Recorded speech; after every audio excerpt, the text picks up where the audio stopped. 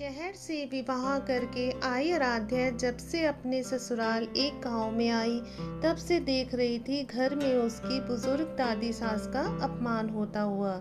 घर में उसके पति रमेश के अलावा उसकी सास और दादी सास थी, बस 4 लोगों का परिवार। उसने ये बात अपने पति रमेश से कही तो वह बोला, ये घर की औरतों का मामला है, मैं इसमें क्या कर सकता हूँ। आराध्या समझ गई जो कुछ करना है वह उसे अकेले ही करना होगा। जब भी उसकी सासू माँ दादी सास का अपमान करती वह विचलित हो जाती। उसके मायके में उसके पापा और मम्मी तो दादी का कितना ख्याल रखते हैं और यहाँ एक बड़ी बुजुर्ग का तिरस्कार हो रहा है। वक्त पर खाना ना देना, बेवजह बातें सुनाना, चलते हुए ताने कहना। आराध्या को लगता उसे अपनी सास से इस पर बात करनी चाहिए, मगर फिर मन में आया कहीं मैं सास से ये सब कहूँगी तो सासू माँ आप दादी माँ का तिरस्कार मत किया करो तो कहेंगी कि कल की बहू आकर मुझे उपदेश दे रही है और बात बजाय बनने के बिगड़ जाएगी। आखिर उसने एक उपाय सोचा। वह रोज अपने काम निपटाकर दादी सास के पास जाकर बैठ जाती और उसके पैर दबाने लगती। आराध्या की सासू माँ ने जब ये नोटिस किया कि आराध्या ज़्यादा दादी सास के पास बैठने लगी है तो यह सब उन्हें पसंद नहीं आया और एक दिन आराध्या को गुस्से से पूछा, बहू तुम वहाँ पर जाकर क्यों बैठती हो। आराध्या ने अनजान बनते हुए पूछा, माँ जी कुछ काम है आपको, बताइए ना। काम को छोड़ पहले ये बता वहाँ पर जाकर तू क्यों बैठती है। माँ जी मेरे पिताजी ने कहा था कि जवान लड़कों के साथ कभी बैठना ही नहीं, जवान लड़कियों के साथ भी कभी मत बैठना। जो घर में बड़े बूढ़े हों उनके पास बैठना, उनसे शिक्षा लेना। हमारे घर में सबसे बूढ़ी ये ही है। अब आप ही बताइए कि मैं किसके पास बैठूं। तुम्हारे पिताजी ने जो कहा था वो वहाँ के तौर तरीके हैं, हमारे घर नहीं चलेंगे। यहाँ तो हमारे तौर तरीके ही चलेंगे, समझी। माँ जी मुझे भी यहाँ के तौर तरीके सीखने हैं, इसलिए तो मैं उनसे पूछती रहती हूँ कि मेरी सास आपकी सेवा कैसे करती है, ताकि मैं भी आपकी तरह आपकी सेवा कर सकूं। अच्छा तो क्या कहा बुढ़िया ने।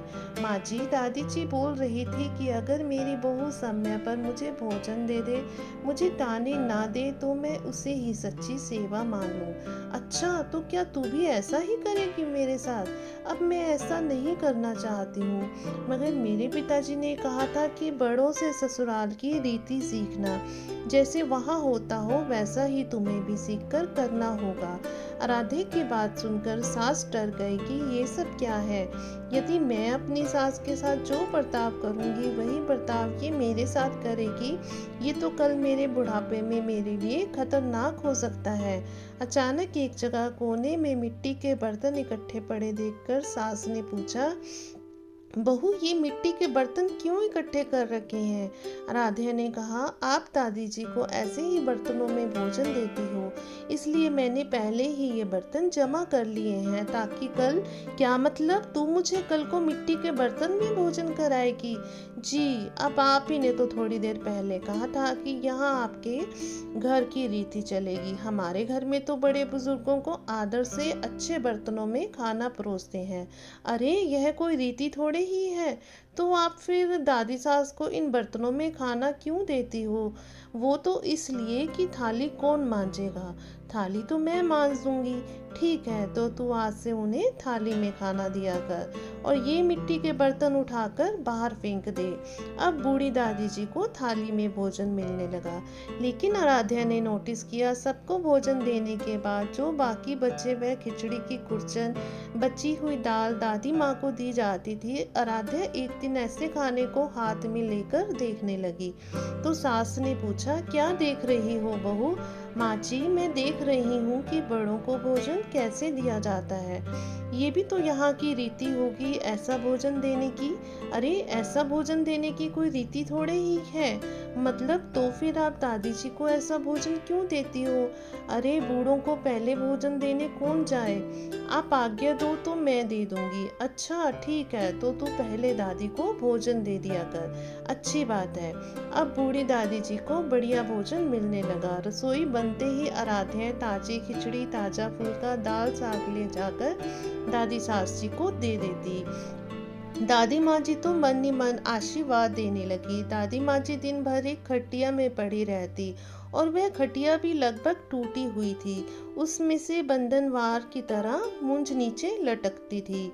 आराध्या ने उसे बड़े गौर से देखा तो ये सब देख रही उसकी सासू माँ बोली, अब क्या देख रही हो बहू? माँ जी, मैं देख रही हूँ कि बड़ों को खाट कैसे दी जाती है।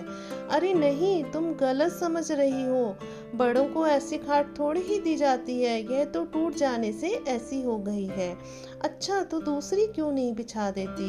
एक काम कर, तू ही बिछा दे दूसरी। अब बूढ़ी दादी के लिए निवार की खाट लाकर बिछा दी गई। एक दिन कपड़े धोते समय आराध्या दादी जी के कपड़े देखने लगी। कपड़े छलनी हो रखे थे। कपड़ों को गौर से देख रही आराध्या को उसकी सासू माँ ने कहा, अब क्या देख रही हो बहू? देख रही हूँ कि बूढ़ों को कपड़ा कैसा दिया जाता है।